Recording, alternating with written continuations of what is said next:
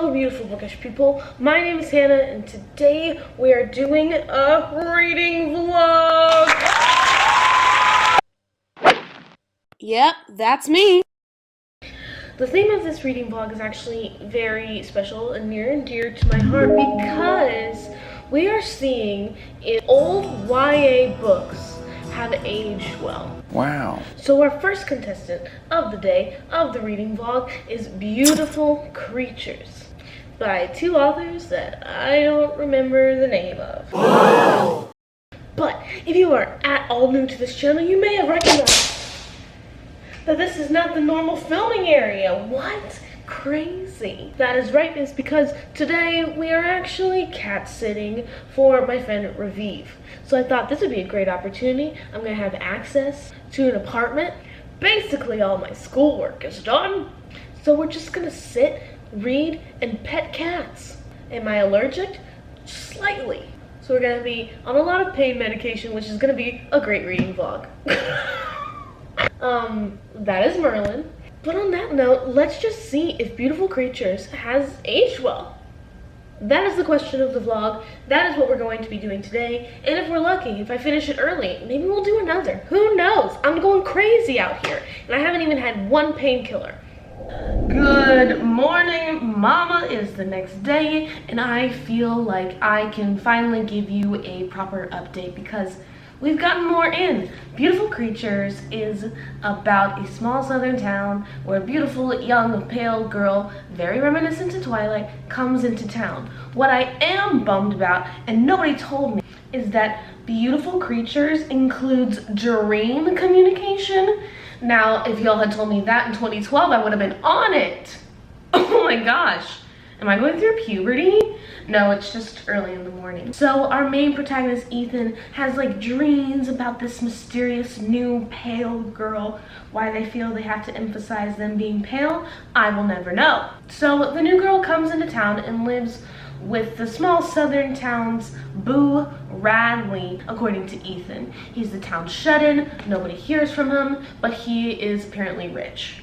So he starts having dreams about her, and then one day he's out walking in the rain and sees our beautiful, small, mysterious girl and is like, I can't let her walk in the rain, let me drive you home. And then boom, the house is mysterious. Boo Radley doesn't live in a weird shutdown house. Apparently it's like, imagine like Gone with the Wind, antebellum estate. Well, let me meet your family. Hi, good sir. I'm a southern gentleman and I will shake your hand. And also, I've been having dreams about your daughter. But yeah, it is very slow. I'm sure a lot of things were very reminiscent of Twilight during this time period. But if they start, holding hands in biology class, that's when I will claim plagiarism, okay? So, they do not hold hands in biology class. No. In Beautiful Creatures, it's pottery. So that's the southern equivalent. Hi, my name is Hannah and I love when English classes in books are used to parallel the reality of the story. So everyone apparently calls Lena, the Newtown Pale Girl's uncle, the Boo Radley. And we're obviously using it to parallel a sort of like small town, To Kill a Mockingbird, and like that's very clearly happening here. Like if you haven't read To Kill a Mockingbird, Boo Radley was just like this weird, mysterious shut-in that was clearly misunderstood by the end of the narrative. So there hasn't been a lot going on except these like cool English class parallels, but one of my favorite quotes has been, "The unexplained was a sort of given in the South." And I think that's so cool because then Ethan goes on to explain, like in the town there's all these like abandoned houses and like every town has a ghost story or like someone who believes in ghosts and can tell you about it. And like I think I mentioned last time, like Ethan went to visit the house that Lena stays in, and you kind of get that same feeling of just like the unexplained is everywhere. There are crescent moons, there are mysteries about to be unfold, and I think what's really good about like old YA, it's because it's very much like a slow burn supernatural tale. Like I think you and I both know that this is about witches, but it's like typically never about that. It's about unraveling this mystery while also getting like a cool character study. And I think that's what's really cool about like old YA and like Twilight in this book. Like, I don't think any of us are waiting for that reveal, at least not in the year of our Lord and Savior 2021, but we're kind of just experiencing life, experiencing high school and what it's like to be on the basketball team. And like, why is Lena's house so like cool and scary? So it's just like a very monotonous, slow burn character study about the South. And as a character loving reader from Texas, I don't have to ask for anything more. So I wanted to do an update because I wanted to tell you that Ethan is a comic book man. And it's one of those like character qualities that you can tell the authors added just because they both wanted to geek out about books, but it's fine. We all have our devices, and I am not going to judge Garcia and Stoll for that. But I also wanted to say, what in the Rise of Skywalker kind of book is this? Like, both of them are having visions together about like the next plantation over. And like, listen, I'm here for the mystery. I would just like it to be explained just a tad. Because we kind of get this like cool little clue, and this like locket appears that reveals like some sort of history both of their families have had. And Lena's birthday is coming up, which is February 11th, which means she's Aquarius. But also, we come to find out, after Lena's sister came to visit, on her 16th birthday, she has to decide whether or not she wants to be a good witch or a bad witch. So Lena is not a witch. Excuse me for misinforming you. They are casters, and they all kind of have this like super cool abilities, and Lena is basically like Storm from X-Men. She can control the weather. It's called like a naturaler, but it only happens when she needs it to happen. So she's great under pressure, but that's about it, which is fine. I didn't find that out for so long. I'm like, this is such a prolonged book, and it doesn't need to be this way. Like, it's 500 pages, and it really doesn't need to be that much. Hi, welcome to Not My Kitchen. So I do have an update, and to update the literary reference, Ethan has finally met Lena's uncle, and Lena describes him as more of an Atticus Finch than a Boo Radley, and I will be the judge of that. That is for sure. But because I have been referring to him as Boo Radley for so long, updated literary reference. You're welcome. We find out that there's a librarian named Marion, and shout out to all my musical theater lovers out there. That is 100% a reference to The Music Man. I love you madly, madly, Madam Librarian, Marion. My only question is, why? Is she gonna fall in love with a traveling salesman? We need to know. But we essentially go to the library to research our old great Confederate uncle.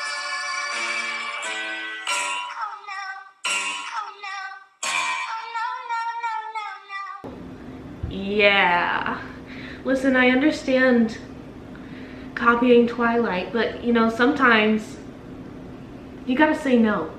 I have said time and time again, I'm a fan of dream metaphors, but dream metaphors need to be like seasoning. They're supposed to add to the dish, not overpower it. So what happens when you add too much rosemary or salt? It's overpowering, just like the dream metaphors in this book. I know, disappointing. Hi guys, welcome to the bedroom where no magic happens. But something exciting has happened. We have finished Beautiful Creatures. Can I get a round of applause, please? We finished it in 2 days, and for a 500-page book, is impressive to me. So, the whole concept of this video is, has old YA aged well? My conclusion is, drumroll please, no. This one has not withstood the test of time, if you know what I mean. I kind of got into it a little bit. It's just way too long, and despite my enthusiasm about it, There are way too many dream metaphors, way too many flashbacks, and not enough action, and a resolution that quite frankly I think is stupid. I was having a good time with it, but then the things that I was enjoying about it happened a bit too often, almost like it was a crutch for the authors to just go back on. And kind of at the end of the day, it felt like a giant prologue, like a 500-page prologue. It was fun, it's easy, it's going to tell you what is happening, but no, it's no Twilight, it's no Hunger Games. I don't think it's worth your time. I'm gonna be honest with you. But because we have finished Beautiful Creatures so quickly, it is addicting. I will give it that. It's one of those books you don't have to think about because the authors are going to explain it to you 2 seconds after they reveal it. So that's nice for my little pea brain. That was sign language. So we're officially moving on to Matched, which I never read as a kid, which is weird because I went through a massive dystopian phase. How I feel about Matched. Do I need to give you a summary? Dystopian love triangle. People get matched with their soulmates. But what happens when our main protagonist gets matched with 2 people? Boom. There you go. You're caught up from 2012. Oop. Excuse me, 2010. So I am currently on chapter 5, mama. So what happens when people are matched before they can drink? Turns out, nothing. So if you aren't familiar, obviously with the Hunger Games ripoff era, during like 2010s, 2011s, 2012s, there was a lot of like ripoff dystopian concepts that emerged. And in this one, at the age of 17, you are matched with your quote-unquote soulmate. Statistically, who will make you the happiest? And you can't question anything in life. There's only 100 poems, there's only 100 songs. Because according to this book, our society got overwhelmed. How can you enjoy anything if you can't truly appreciate it? Which is interesting, but I have a feeling we will never delve into it. They kind of only eat food for subsistence. They're popping pills! So right from the beginning, we see this like very classic dystopian, utopian ceremony where people get matched with their soulmate. And Cassia, yeah, remember those old dystopian names?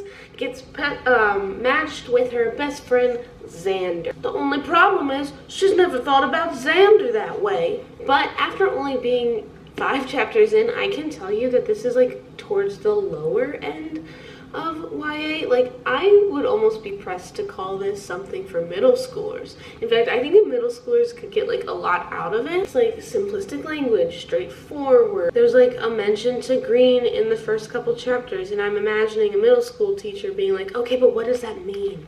What does the green represent? It's fun. It's bringing me back to my Hunger Games era dystopian phase, but I think at the end of the day, I'm still gonna recommend you the Hunger Games over this. You know what I mean? Are you ready for car update time? Yeah. Liza Minnelli jazz hands. I think it's really official. If this video has not convinced you enough, I love dream metaphors, and in Matched, there are. Now I hope it doesn't become Beautiful Creatures and oversalt the thing, but I will let you know. You can see I have more energy. You wanna know why? Boom! Hold on. Bam! I wish I could give you like a really proper update with plot details, character development, and all this stuff like, ooh, things are unraveling in the utopian society. But after 10 more chapters, I can really tell you nothing has happened. I can tell you our main protagonist's grandfather died, and she likes to hike. I think we're just trying to get to know her, trying to get to know the society and like how messed up it is. But as of right now, I wish this book was just a Black Mirror episode, because if those writers got a hold of it, I think this concept could be super interesting. I think the like problem with modern dystopia post Hunger Game is like they miss like the crucial aspects of the Hunger Games that makes the Hunger Games timeless. Like, I think people are typically aware that they live in oppressive government, but they just don't know what to do. And like there's this cycle in the Hunger Games that like even though technically when the Hunger Games ends, there's this new reign, there's this new leader, there's like this new oppressive government that emerges that sure are not gonna kill children, but there are other problems that are gonna bubble up, and it's like this weird endless cycle. And even though we killed President Snow, another one emerges, and like power is this like really complex, all-consuming thing in the world. Like dystopian fiction is not running with the cool concept that Black Mirror could write about. It's about mirroring society in ways that you think it could be oppressive in the future. I think almost the problem with this one is it's way more concerned about its cool concept than actually mirroring reality. And like when you do that, it almost feels like a weird form of justice porn. Like you have that cathartic moment, you have your rebellion, but also there was no cost to it. I think Ali Condi's kind of falling into that range. So yeah, don't oversalt your books with dream metaphors, and also read the Hunger Games. So we have officially finished Matched. And I think this book falls under like the Cassandra Clare section of YA, where it has like really cool, interesting ideas, but is it ever going to be more than a side comment? No. Was that shade at Cassandra Clare? 100%, because nothing is developed in this or in this. Ooh, we're so spicy. We're so shady today. Like there's this idea that only 100 poems, 100 songs, 100 paintings exist to not overstimulate the utopian citizen, which is interesting. I like that concept, but we're never discussed. We're never talked about why. Why is that important? And again, we're left similar to Beautiful Creatures, where it just feels like a giant prologue.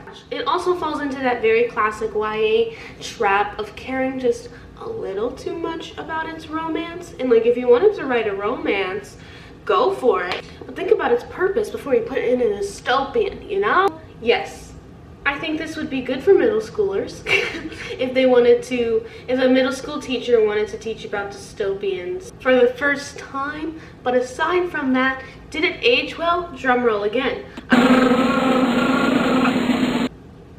No. So I'm sorry, this video was kind of a little bit overwhelmingly negative to see if these old YA books have stood the test of time. And the two I picked, unfortunately, did not. But that has been this video. Thank you so much for watching. I hope you enjoyed it, and I will see you next time. Keep reading and all that jazz.